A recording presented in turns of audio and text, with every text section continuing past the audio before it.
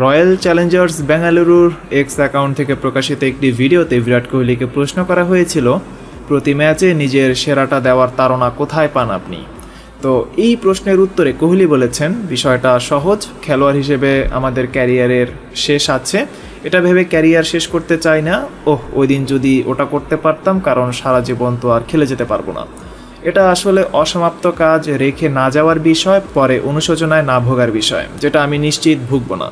তারপর আবার প্রশ্ন করা হয়েছিল, অবসরের পর বিরাট কোহলি কী করবেন?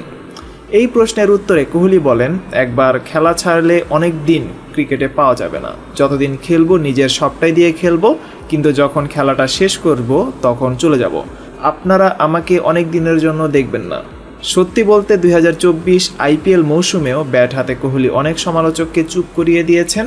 এবারের আইপিএলে 13 ইনিংস ব্যাটিং করে কোহলি রান করেছেন 661, যেখানে গড় 63.10। এখানে চোখে পড়ার মতো যে ব্যাপারটা, সেটা তার স্ট্রাইক রেট 155.16।